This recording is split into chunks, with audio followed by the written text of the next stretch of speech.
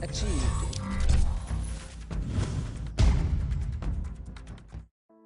What's going on, everyone? I'm Siloel, and today we'll be taking a look at the crafting in Guild Wars 2. Crafting is a great way to create gear for your character or to sell it for some quick cash. In Guild Wars 2, there are 8 crafting disciplines that a player can select, 3 weapon and armor disciplines, an accessory discipline, and a cooking discipline.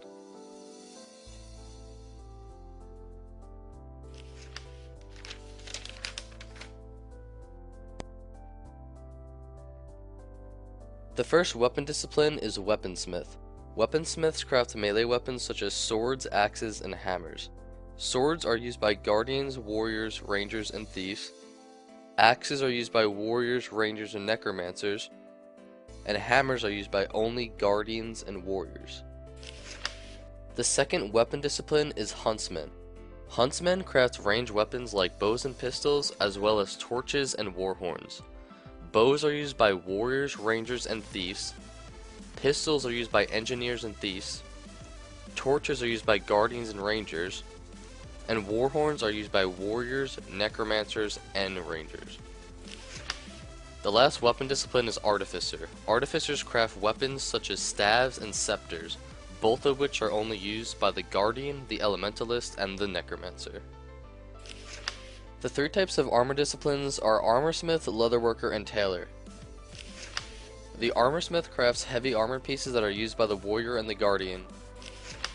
The Leatherworker crafts medium armor pieces that are used by the ranger, the thief, and the engineer. Tailor crafts light armor pieces that are used by the elementalist, the necromancer, and the unknown class. The last 2 disciplines are Jewel Crafter and Cook. The Jewel Crafter can craft jewelry such as rings and necklaces, and the Cook can prepare food which characters can eat for temporary combat buffs. Most disciplines are able to upgrade their gear. Weaponsmiths can craft an item that can be attached to a melee weapon that gives the weapon a chance to burn enemies for additional damage. Each armor discipline has a different type of upgrade component. Talismans are used to upgrade heavy armor, and buffs might include plus 10 strength, plus 5% crit chance, and plus 10 to all attributes. Marks are used to upgrade medium armor, with buffs such as boost to vitality, health, or power, and crests are used to upgrade light armor, with buffs such as increases to health and intelligence.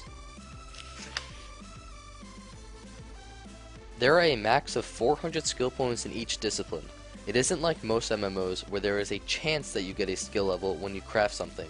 In Guild Wars 2, the disciplines have experience bars, and every time you create something, you get experience towards the next skill point. A player can only have 2 disciplines at a time, but are able to change disciplines whenever they want. This is an awesome feature in Guild Wars 2. Let's say that you have 2 400 skill disciplines, but you want to craft other gear for your character. All you have to do is drop one of your disciplines and pick up the one that you want from a master craftsman in a major city. When you go back to the discipline that you dropped, you regain all of the skill points earned and all of the recipes that you had. I really like this feature. This allows people to get everything out of the crafting world by themselves, and can be rewarding for those who invest time in leveling up all 8 disciplines.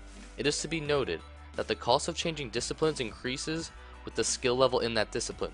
So if you are changing back to a 400 skill discipline, it will be more expensive than changing to a discipline with only a few points in it.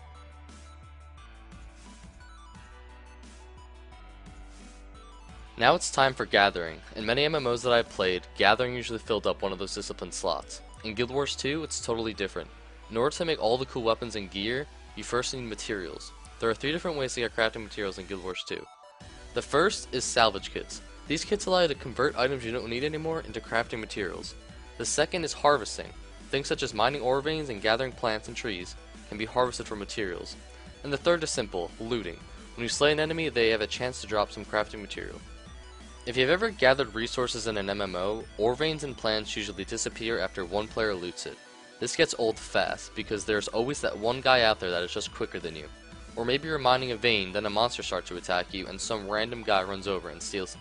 It happens to most of us, and it's very frustrating. Don't worry though, Guild Wars 2 has an answer for this, as they do for many things. A node in Guild Wars 2, such as a copper vein or a herb, can be looted by everyone and will not despawn after the first time.